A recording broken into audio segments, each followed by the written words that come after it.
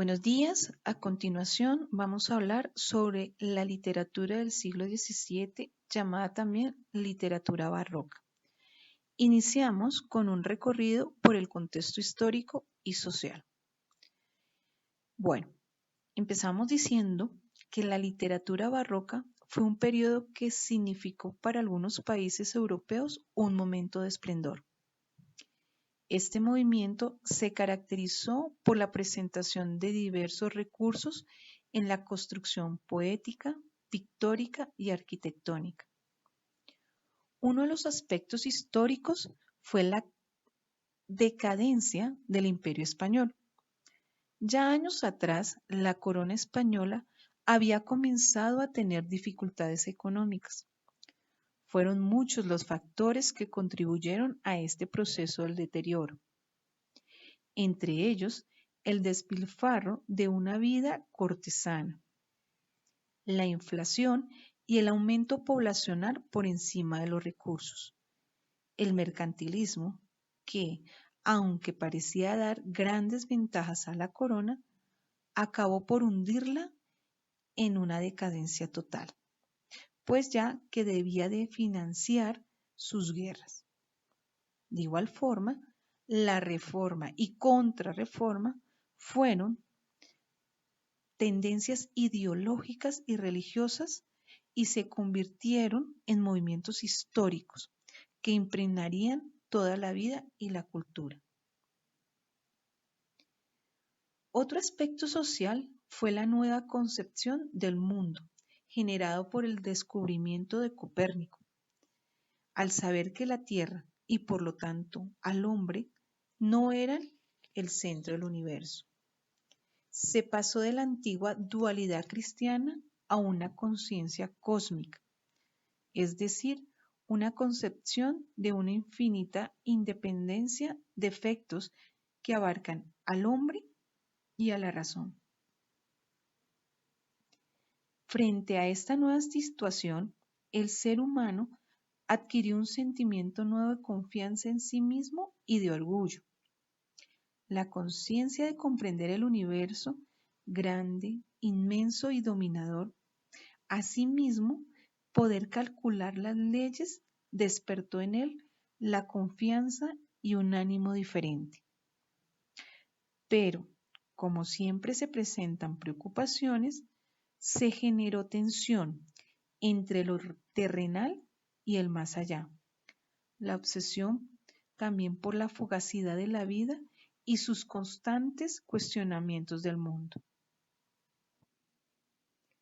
Contexto literario. El cambio entre el Renacimiento y el Barroco fue muy claro. Estos dos periodos de la literatura española se diferenciaron en cuanto a la idea de la obra literaria y principalmente respecto al lenguaje.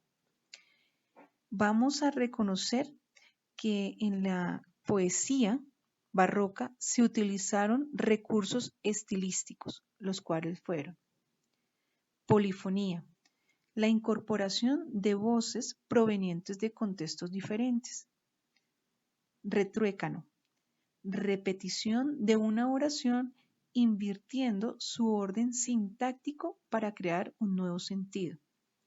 Ejemplo, vivir para amar, amar para vivir. Hiperbatón, inversión del orden de los términos en una frase. Ejemplo, de verdes sauces hay una espesura de verdes sauces. Antítesis, oposición de ideas en versos o estrofas diferentes. Ejemplo, tú eras la alta cumbre y yo el mar que desafiaba su poder. En la literatura barroca predominó un interés por presentar los valores morales y la parte didáctica. En este sentido, también se resaltó el pesimismo y desengaño como sentimientos generalizados y hacía evidente que el Renacimiento no había cumplido su propósito, ya que por contrario se hace evidente que la desigualdad sigue imperando en el contexto europeo. Los géneros que más se destacaron en la literatura barroca fueron lírica, manifestación de desesperanza, una representación de sentimientos de desamparo y pesimismo. Se cultiva la tradición popular española instaurada en la Edad Media. De igual forma, se representa la lírica culta y popular, y los temas que se exponen son temas de amor con un lenguaje sencillo, la brevedad de la vida, pero haciendo énfasis en la parte satírica. De igual manera, respecto a la estructura métrica, se incorporó estrofas llamada la décima, la cual consiste en la rima del primero, cuarto y quinto verso, el sexto con el séptimo y el octavo, noveno y décimo. También apareció la silva. Esta consiste en un poema de varios versos, pero la característica es que su composición cuenta con hectasílabos, es decir, 7 sílabas, y endecasílabos, 11 sílabas. Otro género que se puede representar en la literatura barroca fue el narrativo. Se fundamenta en la narrativa creada por Cervantes. Tiene un objetivo: entretener al lector en su totalidad. Surgen novelas picarescas y aquellas que reflejan un mundo abundante de lujos y múltiples situaciones de aventuras, denominadas también novelas cortesanas. La forma más representativa fueron la picaresca, donde se describen las situaciones utilizadas por los personajes más vulnerables de la sociedad, en este caso para sobrevivir. También está la novela corta, donde se expresan relatos breves. Allí se destacaron autores como Tirso de Molina. Otra representación de la novela fue la bizantina. Narra viajes, aventuras y la suerte de algunos personajes, pero ante todo el amor. Y finalmente, la sátira, la cual critica el contexto y las situaciones que se presentan en este. Otro género fue el teatro. Expresó un vínculo entre la tradición popular y la clásica. Se asumió la realidad desde otras perspectivas, pues el sentimiento desesperanzador era evadido a través de las representaciones teatrales. De igual forma, surgen los corrales de comedia. Estos fueron espacios o escenarios donde se desarrollaban las obras, algunas de ellas un teatro cómico, imitando situaciones romanas.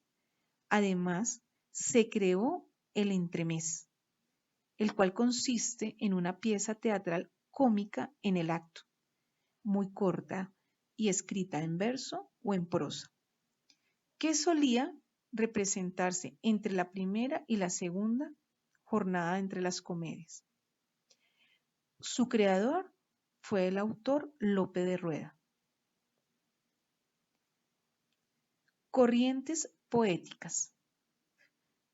Las corrientes poéticas tuvieron dos movimientos: el culteranismo o gongorismo. Este fue representado por Luis de Góngora y Argote. Tenía un estilo literario que se caracterizó por la profusión de sus imágenes, el uso del cultismo y la construcción sintáctica compleja. De igual forma, exageración en las sensaciones, uso del hiperbatón para recrear las frases en sus poemas.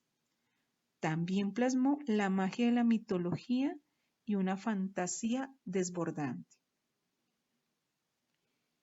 En contraposición, tenemos al conceptismo, representado por Francisco de Quevedo y Villegas.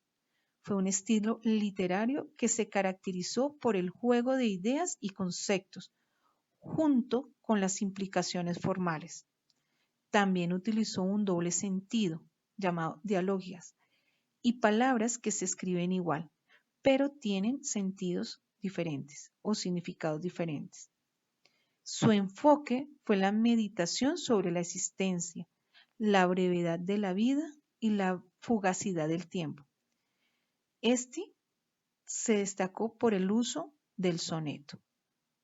Gracias.